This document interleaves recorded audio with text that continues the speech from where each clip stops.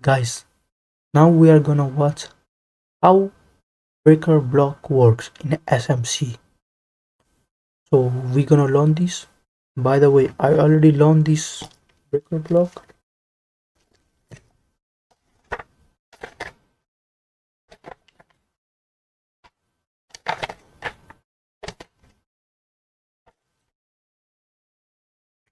Yeah, I already learned breaker blocks. Always write down the notes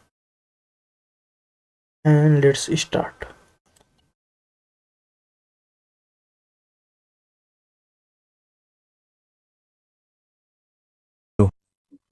Let's get to our topic today.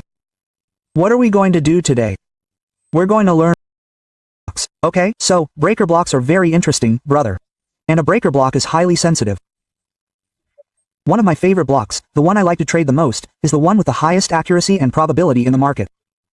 So, that's today's breaker block. Okay, so, what is a breaker block? It's an ICT block, like our mitigation block, rejection block, order block, or advanced order block. So, a breaker block is similar. So, what is a breaker block? A breaker block is basically a failed order block, okay? So, let's say you have an order blocked here. Okay, your order is blocked here. A move has come from here. Your order is blocked here. What the market does is, it doesn't respect it and breaks it, and then it starts continuing again. So, if I explain it in simple terms, a breaker block is a failed order block. So, the liquidity sweep keeps on happening and the market structure keeps on shifting. What is this? I'll explain it all to you in a little diagram. So first, understand a little bit about a breaker block. You know what a scene is? What's not visible? How is it? What's not visible, right? So, you understand that a breaker block is basically a failed order block. So, you'll ask, is every order block that fails a breaker block? My answer is, no. Not every failed order block is a breaker block, right? But a breaker block is a failed order block. Understand the difference between the two, right? Understand the difference. If someone comes to the comments to enlighten you, saying, brother, what are you saying? You're confusing me? Quote, then watch the full video and you'll understand. So, look, what a breaker block basically is. Not just look here, what has this person done? Here, the lower poi of a higher time frame. What has the bullish breaker block done here? Look at how it keeps coming up, correct? 1 minute, let me change its color.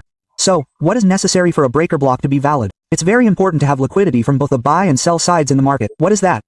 Look, when it first placed on the poi of a higher time frame, it makes a minor swing, goes up, and then comes back and robs the liquidity of its own minor swing, so this liquidity is robbed. What does the market have right now? The liquidity of the buyers at the top, correct? So, it robs the liquidity of the buyers as well, okay? So, what did it do at one point? It first robbed the liquidity of the sellers. What did it do the second time? It robbed the liquidity of the buyers, correct? So, what happened here now? A breaker is complete here. So, in this condition, we would say, yes, a breaker block will form here, correct? Listen to the criteria carefully. If you're marking bullish on a higher timeframe's poi, then when the first touch occurs, a minor swing occurs. After the minor swing occurs, it is broken. Right? After that is broken, the minor swing high that was set is also broken. After breaking both, the market taps its bullish breaker block and runs away. Correct? So, how do you identify these? Bullish order blocks and bearish order blocks. Sorry, bullish breaker blocks and bearish breaker blocks. Right? So, look here, let me explain the psychology. Look at the bearish breaker blocks, as if a market sale is coming from here, correct? As soon as the sale came, the market was in a sell pattern until here, right? So, what have we learned about the market? If there's a downtrend, where do the orders of the big players get placed during a downtrend? Brother, all the up candles, right? All the up candles, or the order flow, all the big players place sell orders in them. Correct? So, what happens here? Look here, this leg here, the minor swing it gave to the upside. What happened to it? What happened to the downside? This is an order flow in which the big players place selling orders, correct? So, what's the situation here? If sell orders are placed, then obviously a displacement has occurred from here, or it has broken a previous low from here. So, what will be formed here? A bearish order block will be formed here, right? 1 second, and a bearish order block will be formed here. So, what is the order block of this bearish order block? This bearish order block becomes your breaker block later, brother. I'll explain that too now, okay? So, when this formed here and broke the previous low, what do we consider? Right now, a bearish order block has formed here. What do new SMC players do? They mark this and sit down. They think it broke the low here. They'll IDM it. After IDMing, it will tap here and fall. No, it becomes a breaker here. What does that become? A breaker. What does the market do? Look, the market fails all the blocks on both sides of both types. Okay? This is our bullish order block here. Its color should be the opposite, but okay, the color doesn't matter. But I'll just do the color here to explain. So, okay. If there's an UP move here, there's a bullish order block here. And if there's a down move here, there's a bearish order block here. Both of these orders are blocked. So, simply put, if the market sees a bullish order block here, what does it do first? What should the market do? It should reach a higher time frame poi. It should make its first touch. After this first touch, the market should make a swing high internally, or a short-term high. If this short-term high is set, then there will also be a short-term low. Let's assume that the touch is a low. What should the market do then? It should break it. After breaking it, it should close the body, or you can do a swap, or whatever. But it should clear its liquidity. What should the market do after this? The market should break this bearish order block that formed at the short-term high. Okay, break it. What will happen after breaking it? Whatever bearish order block we have here will confirm that this bearish order block has just reversed. Where did it happen? It has become a breaker block. So, what will the market do? The market will highly likely return, tap the bearish block area, and then run away. What's the psychology here? Bearish block their bullish breaker. Look, those who marked the bearish order block here, what happened up to here? What did they think the price would come here and fall from here? But it doesn't. What did the price do? It runs, liquidity runs. So what happened here? Their stop loss was hit, correct? And what happened here when the stop loss was hit? The resistance that was acting as resistance earlier, the resistance that was about to act here, now becomes support. Correct? It became support. So, what happened here? The sellers here converted to buyers. Correct? So, these buyers converted. This is where the market gets a double push. Okay? New buyers, plus those who have suffered losses, sit here. Plus, there's smart money along with them. This is a smart money game. Smart money highly likely pushes the price straight from here. So, at a given moment, the market gains 3 times the speed, or orders, here. How? First of all, those who were selling at the breakout, on the order block, whose stop losses were cut, consider this place support and sit back down, flip entry. So, these first orders belong to them. Who will be the second? Those who sit on the retracement of this breakout become the ones who do. Who gets the third? Third, of course, is smart money. They want it. So, these people sit here. So, this is a bullish order block. So, this is how the bullish order block works, right? So, let's learn a few rules. What are they? Look, understand its rules. What are its rules? A valid bearish order block. If you want to mark a bullish order block, you need to mark a valid bearish order block in the lower leg. The POI of a higher time frame should be below it. Okay? Then what happens after that? The price closing above the high of a bearish order block. This means that the order block we marked as bearish should close above it. Okay? What is a liquidity sweep? This higher time frame was touched by the market swinging here first, taking its liquidity, and then if it breaks this bearish order block, then there is a high probability. If this liquidity sweep doesn't do a liquidity sweep, or if it does a little like this, then it is not a breaker block. This will not be a breaker block. For a breaker block, it is mandatory that the market takes the previous swing to the POI of the higher time frame. This is called a liquidity sweep. Okay, what should happen then? Market structure shift. Right here, when it did a liquidity sweep, and then its key high, what should happen above that high? The movement should happen here with displacement, correct? So, this was the swing high here. If the swing high was broken, what happened here? Market structure shift. Why? Because, look, the market was shifting into selling from somewhere. So, let's assume there was a swing high for selling. The market closed above the previous swing high. What does that mean? This is a reversal point. The market will now move into the market maker buy model from here, correct? So, this is the criteria for validating a breaker. Let's take a look at how a bullish breaker looks on the chart. Look, what was there? The market was moving from somewhere here. It created a resistance here. Okay? It activated one here. What happened here when it formed this bearish order block?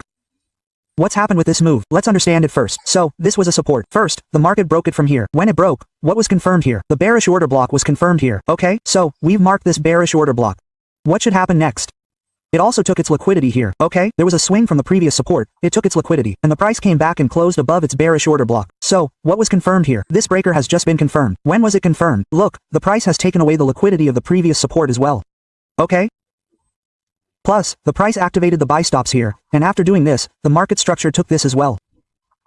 Okay, so, it took liquidity from both sides here. So, this candle of the bearish order block became your bullish breaker block. Okay, what does the price do? The price returns to the breaker zone. After reaching the breaker zone, the price flees. Okay, so, this is your bullish order block. Sorry, the breaker block. Okay? How to trade this, what to do. I'll tell you all about it later. Learn the basics now. Then move on to everything else. Okay, now, what is a bearish order block? The bearish order block is the same thing. The concept is the same in both. Just reverse it. Okay? What is a bearish break block? The market was somewhere in a market buy model. Okay, the market touched a higher time frame POI. This one touched. After this touch, there was a minor swing. Okay? Then, after this swing, this touch activated all the other bears from here. He applied his second touch at the higher time frame POI. So, what happened here? This liquidity sweep occurred here. Okay, now, when does that liquidity sweep get confirmed? When the liquidity that was swapped above the high comes back below the high and closes, then this liquidity sweep gets confirmed. Right? So what did they do here? They activated all the buyers here. They activated the buyers here. And they also activated the sellers here. Correct? So look what the market did. First, the market set a low and a high. They set both of these. Brother, they trapped both of them. First, it trapped the buyers, right? It trapped the buyers. They made the buyers sit. Then it trapped the sellers. Correct? They trapped both of them. Look, the bearish order will be blocked here, and the bullish order will be blocked here. Correct? So, the public who are selling here, first of all, they will wait on the bearish order block. They first opened their SL and activated the bear order block, and they also opened the SL of the bullish order block that was marked here. Now, after opening the SL for both, when the market returns, and this last swing low is where your bullish order block is located, that candle becomes your bearish breaker block. and the market taps it and falls down. Okay, now, listen to a few of its criteria. Now, where will you find a valid bullish order block? It will be found below. Correct? The leg that has taken the liquidity of the previous swing will remain yours. It will remain your order block. Okay, you mark this order block.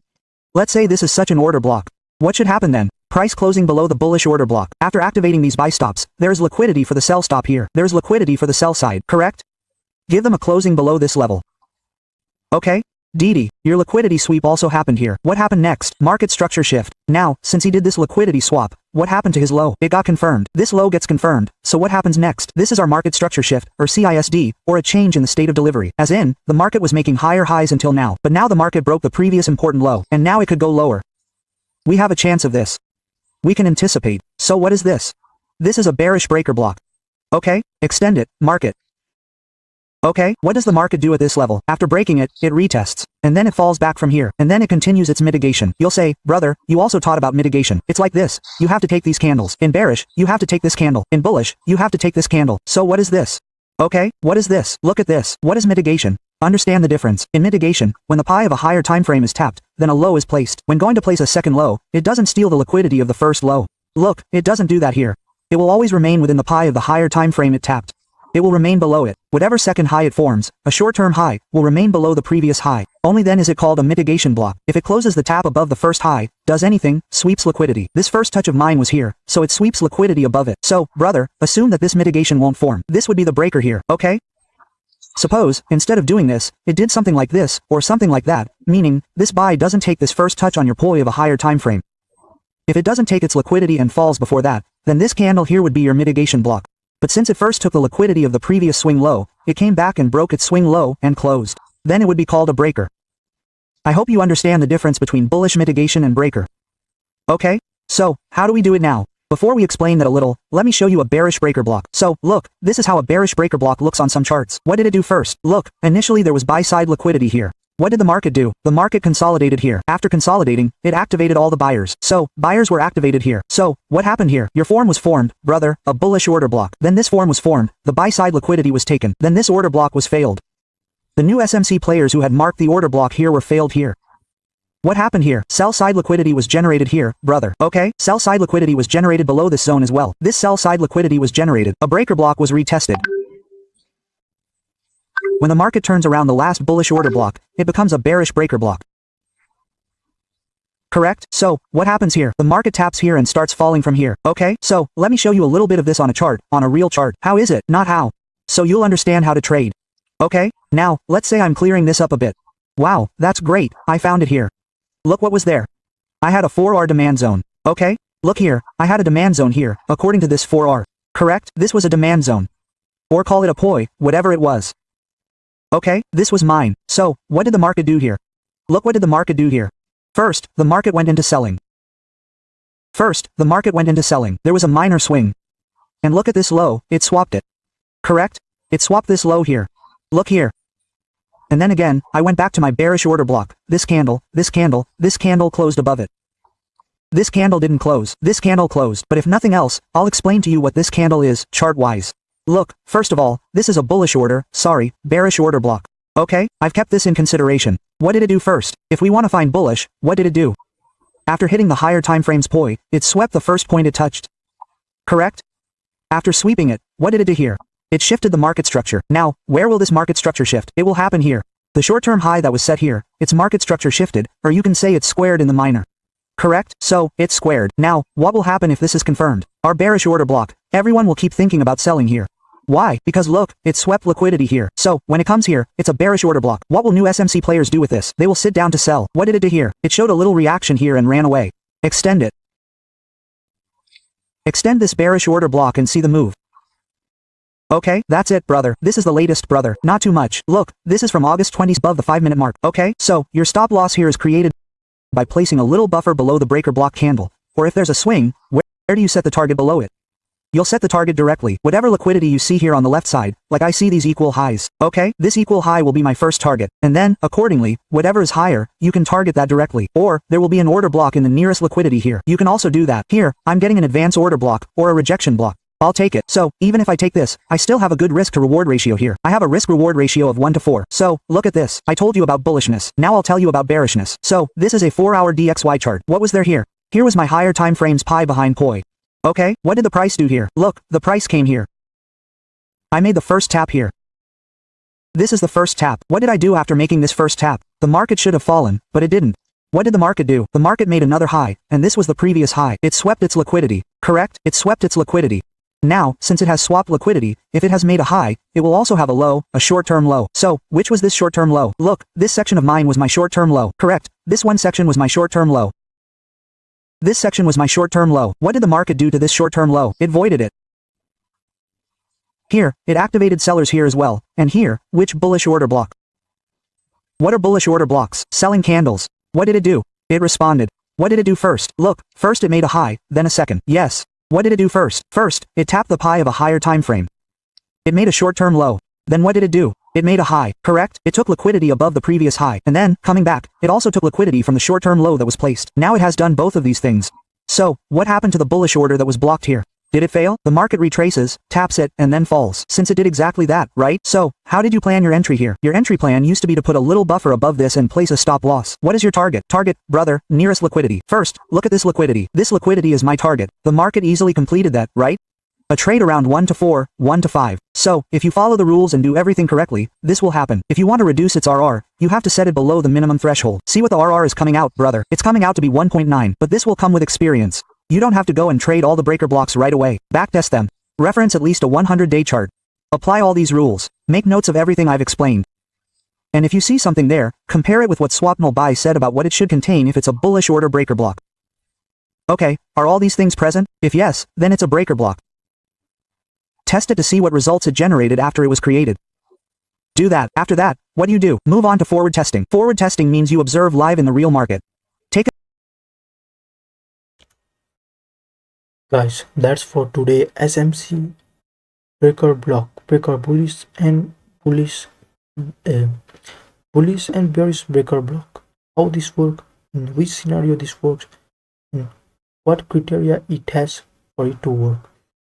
Today we finished whole SMC lesson, and tomorrow we will move forward with AOX method, advanced ICT method. Let me say it again. Every strategy is your edge against the market. Even if you master it, even if you learn it, but if you are not confident enough, if you are not confident in your own edge, you will never win. Just as we learned in the Trading in the Zone book by Mark Douglas, you should trust your edge. If you don't trust your edge, you will lose.